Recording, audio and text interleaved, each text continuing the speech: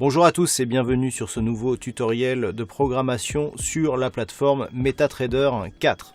Aujourd'hui, je vais vous montrer comment commencer votre premier robot sur la plateforme MT4 avec le langage MQL4. Pour commencer, il faut disposer d'une plateforme MT4 déjà installée. Vous avez ici un petit bouton qui se nomme Programme MetaExpert pour créer des stratégies. Vous pouvez aussi cliquer sur F4. En cliquant ici sur ce bouton, vous allez ouvrir l'éditeur de programmation de la plateforme MT4. Pour commencer votre premier robot, c'est très simple. Il vous suffit ici de cliquer sur Nouveau. Le système va vous ouvrir une petite boîte de dialogue qui va vous demander si vous voulez créer un expert consultant, comprenez Expert Advisor, un indicateur, un script, une bibliothèque, un fichier d'include ou une nouvelle classe. Nous allons créer notre premier expert consultant MQL4. On clique sur Suivant. Dans cette fenêtre, vous allez pouvoir définir les premiers paramètres de votre robot de trading. Le nom que vous allez lui donner, vous allez mettre par exemple démo.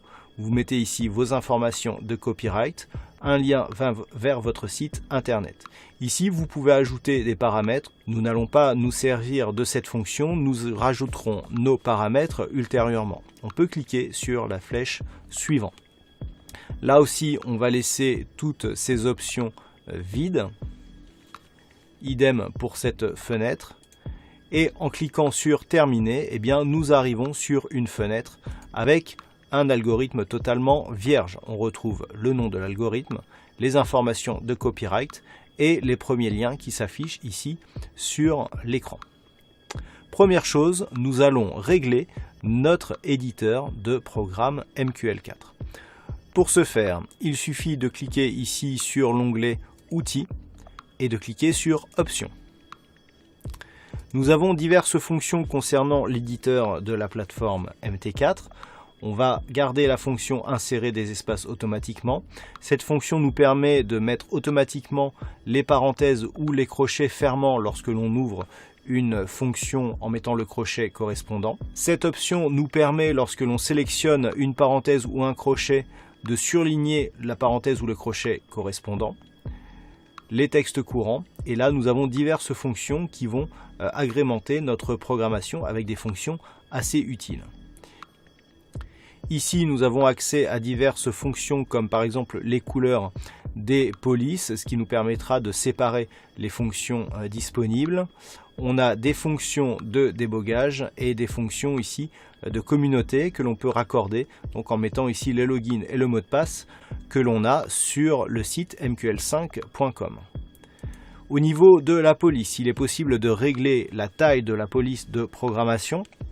C'est selon chacun, mais pour ces tutoriels et pour gagner en clarté, nous allons utiliser une taille de police à 18 en gras pour une meilleure visibilité sur les prochaines vidéos. Nous avons la base de notre premier Expert Advisor MT4. Ce que nous pouvons remarquer, c'est que nous avons ici les informations génériques et diverses cases ici sur ce robot de trading. Ces cases sont les fonctions minimum que doit utiliser chaque robot de trading. Nous allons pouvoir en ajouter d'autres, ce qui va nous permettre de faciliter nos futures programmations. Mais avant de commencer, nous allons apprendre la première fonction qui est très utile dans le langage MQL4, c'est le fait de commenter des inscriptions. Le fait de commenter permet ici d'inscrire des inscriptions, mais sans que ceci soit visible par la machine. C'est du code donc qui a pour unique but de renseigner le programmeur. Il y a deux manières de commenter sur la plateforme en MQL4. Soit vous commencez votre ligne ici avec un double slash.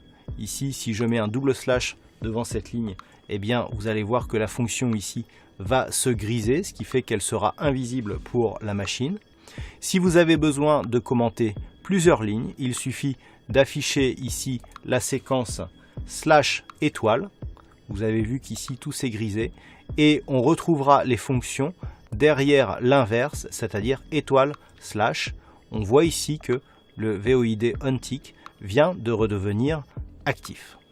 Ces fonctions de commentaires vont nous permettre de rajouter des fonctions ici, comme nous avons par exemple pour cette fonction expert d'initialisation, expert tick fonction. C'est ce qui va nous permettre de nous repérer dans notre futur code.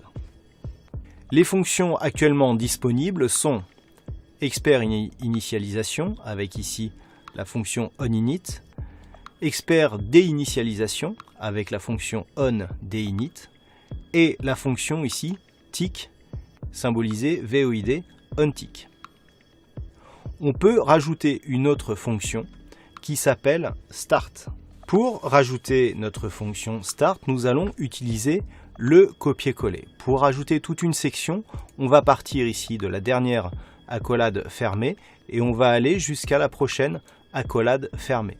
On va cliquer sur copier, on va se placer derrière cette accolade et on va cliquer, en faisant un clic droit, on va cliquer sur coller. Nous avons collé l'intégralité de la fonction. Ici, comme nous avons une fonction start, nous mettons à la place de tick start fonction. On supprime un espace pour avoir notre carré. Ici, la fonction à intégrer sera la fonction onStart. On va donc sélectionner une partie de onTick. On va taper un S et nous avons ici la fonction qui apparaît. On double-clique dessus et nous avons ici notre fonction. Ensuite, nous allons pouvoir ajouter diverses autres fonctions pour nous aider dans l'architecture de notre code. Si nous considérons que cette ligne est ici la ligne de fin, nous allons ajouter quelques espaces pour gagner en lisibilité. Pour ajouter une fonction, il est possible de sélectionner ici l'ensemble des carrés. On part toujours de l'accolade et on va jusqu'à la fin de la ligne que l'on veut copier. Et on va pouvoir ainsi ajouter nos différentes sections. Ici, je fais copier. Et je vais pouvoir, par exemple, ici en collant, commencer par les variables. Ensuite, nous allons avoir les fonctions du signal, avec par exemple les fonctions de sortie pour les signaux d'achat, les fonctions de sortie pour les signaux de vente et les signaux d'entrée. Il est possible de rajouter diverses sections. On peut ensuite rajouter une autre section pour le passage des ordres. Nous avons ici notre barre de fin. Vous pouvez enregistrer ce robot tel quel qui vous donnera votre première base de robot prête à programmer. Attention, pour enregistrer votre algorithme et pour que celui-ci soit fonctionnel, il va falloir le mettre dans le bon répertoire. Ici, pour enregistrer votre algorithme, il va falloir faire fichier en sauvegarder comme. Et ici, si vous l'enregistrez tel quel, vous allez l'enregistrer directement dans le répertoire MQL4. Il faut le mettre dans le répertoire expert, donc en double-cliquant. Et ici, vous avez votre fichier qui s'appelle démo. Vous l'enregistrez. Et vous avez votre fichier prêt à l'emploi. Pour vérifier qu'il n'y ait pas d'erreur dans cette programmation, nous allons cliquer ici sur l'onglet Erreur et cliquer sur Compiler. Le système va compiler le code et nous indiquer qu'il n'y a pas d'erreur actuellement sur ce code. Voilà donc pour cette première leçon, vous avez votre premier expert prêt à coder. À très bientôt pour un prochain tutoriel sur la programmation MT4.